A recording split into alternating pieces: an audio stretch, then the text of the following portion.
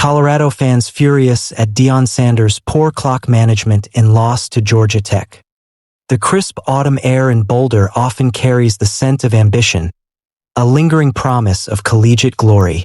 But for the Colorado Buffaloes, the recent echoes have been a mixture of frustration and faint, yet significant glimmers of hope.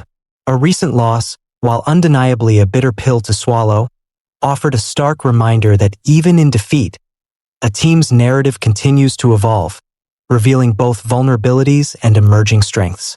This particular game, etched into the season's tapestry, served as a microcosm of the Deion Sanders era, a period marked by dramatic overhauls, electrifying moments, and an almost constant stream of external scrutiny.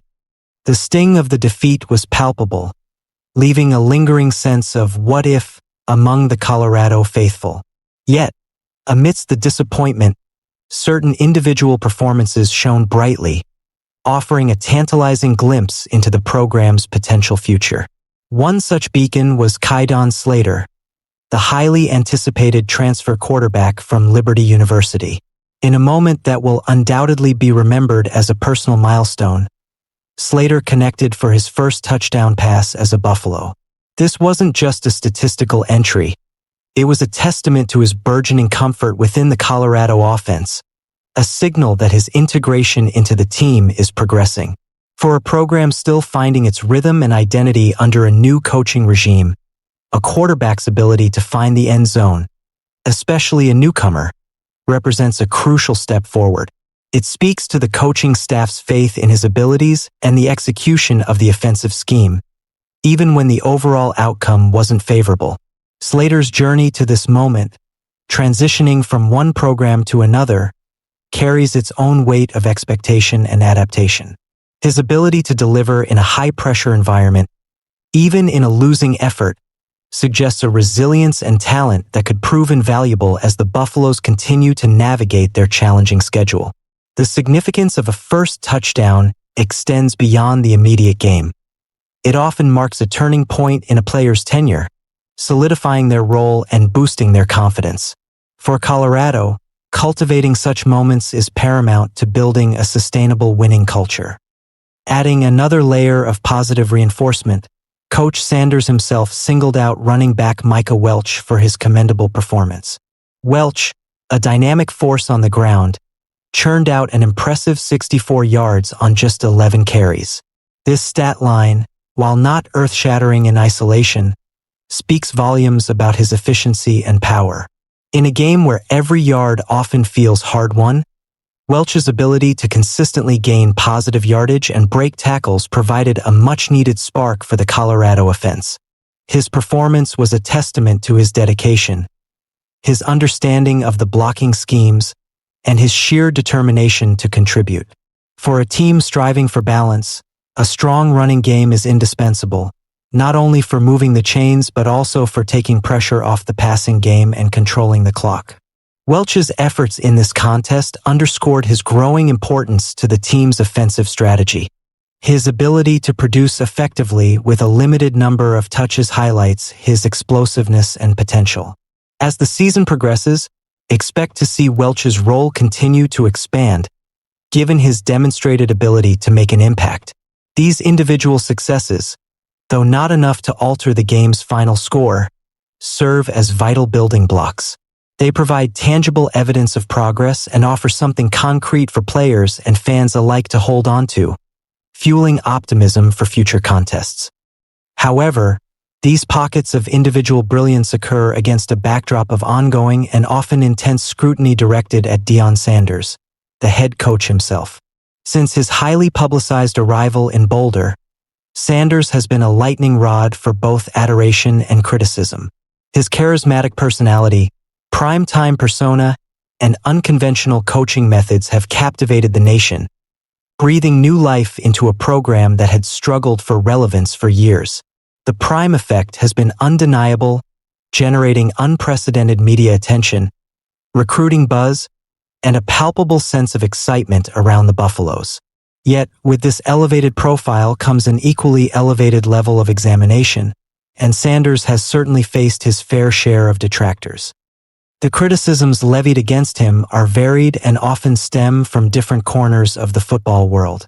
Perhaps one of the most pointed critiques comes from anonymous NFL executives, individuals whose opinions carry weight given their experience at the highest level of professional football. These executives have reportedly questioned whether Sanders possesses the necessary fundamentals to coaching. This isn't a critique of his motivational skills or his ability to attract talent, but rather a more fundamental challenge to his understanding and application of traditional coaching principles. In the demanding world of collegiate football, where intricate schemes, meticulous game planning, and player development are paramount, such questions, even if anonymous, raise legitimate points of discussion.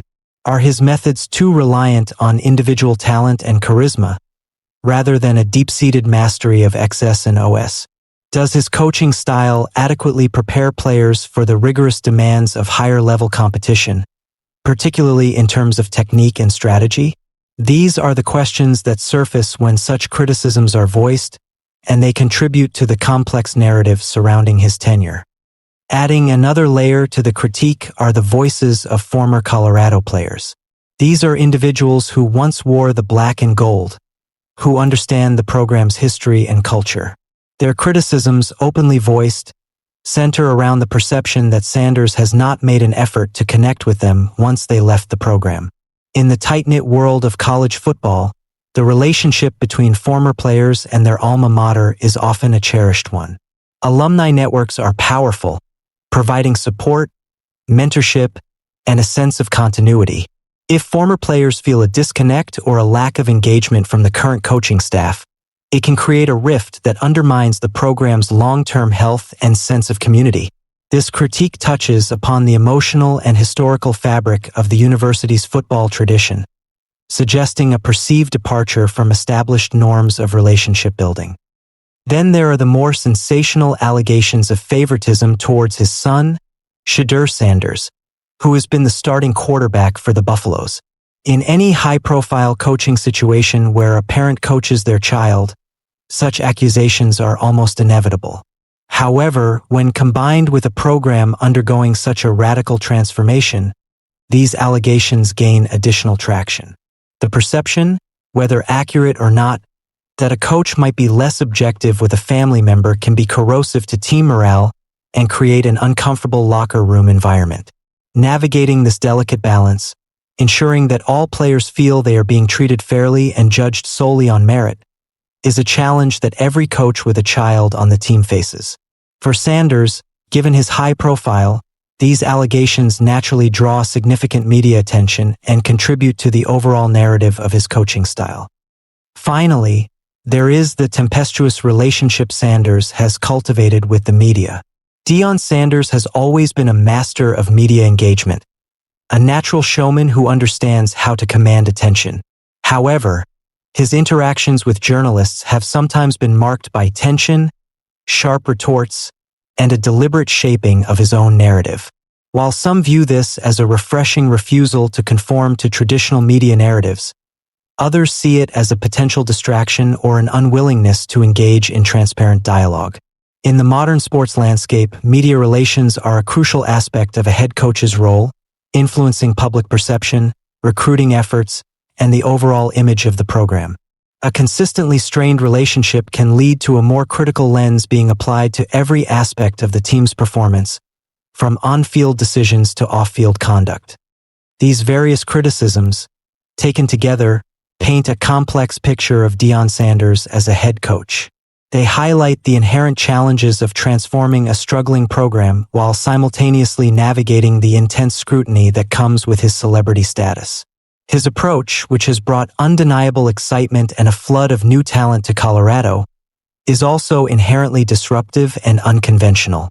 It is against this backdrop of persistent criticism and high expectations that the recent in-game management decision regarding clock usage becomes particularly salient. The observation that the team did not use the clock properly in a tight game is, by no means, an isolated incident in the broader context of the critiques leveled against Sanders. Instead, it seems to fit into a larger pattern of perceived tactical shortcomings or a style of coaching that, at times, prioritizes other aspects over meticulous game management. In crucial, late-game situations, every second on the clock can be a strategic weapon. The ability to manage the clock effectively, to conserve time when trailing, to run it down when leading, to understand when to call timeouts or how to use the play clock to one's advantage, is a hallmark of experienced and fundamentally sound coaching. A lapse in this area, particularly in a close contest, can be the difference between victory and defeat.